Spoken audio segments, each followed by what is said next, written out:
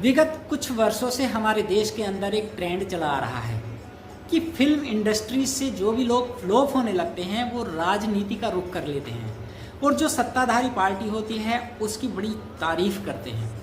इसी तरह से एक व्यक्ति निकल कर के आया, वो है कंगना, जो कि एक सांसद है। जब दिल्ली में जंतर मंतर पर बच्चे प्रदर्शन कर रहे थे तो कंगना ने उन्हीं बच्चों के ऊपर कुछ टिप्पणियां कर डाली और वो टिप्पणियां एक ऐसे व्यक्ति के मुंह से निकली जो कि एक सभ्य व्यक्ति कहा नहीं जा सकता। उसने हिंदू युवक युवतियों को गटर छाप कह दिया। उसने ये कह दिया कि इन्हें कौन पैदा कर रहा है, ये माँ बाप के पैसों पर पल रहे हैं। कई पुरुषों के साथ ये लड़कियां संबंध बनाने में अपने आप को स्वतंत्र समझती हैं।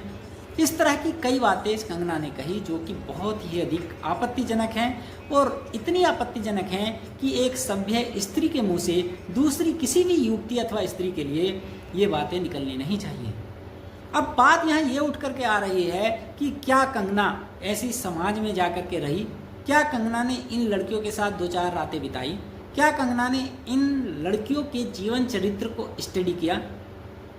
और दूसरी बात यह है कि अगर ये बच्चे अपने माता पिता के पैसों पर पल रही हैं तो क्या ये तुझसे पैसे मांगने जाएं? या तुझे इस बात की आपत्ति है कि ये पैसे तुझसे क्यों नहीं मांग रही?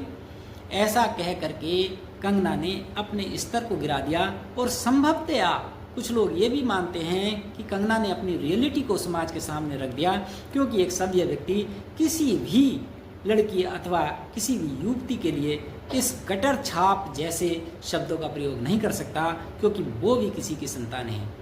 दूसरी बात यह है कि तूने कभी बच्चों के हित के बारे में नहीं सोचा, बच्चों के दृष्टिकोण से नहीं सोचा और ऐसा कहकर के सरकार की मुश्किलें और बढ़ा दी। तूने शायद सोचा होगा कि सरकार तुझसे खुश हो जाएगी, तुझे कोई मंत्रालय मिल जाएगा, तो तुझ जैसे इस राजनीति में बहुत आए बहुत चले गए।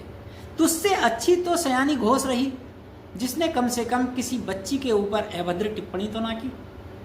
तुझे ये सोच लेना चाहिए था कि जो बच्चे संघर्ष कर रहे हैं उन्होंने कुछ कमाया है, कुछ खोया है, जिसका उन्हें दर्द है और वो अपने दर्द को सरकार तक पहुंचाना चाहते हैं, इसीलिए वो संघर्ष कर रहे हैं।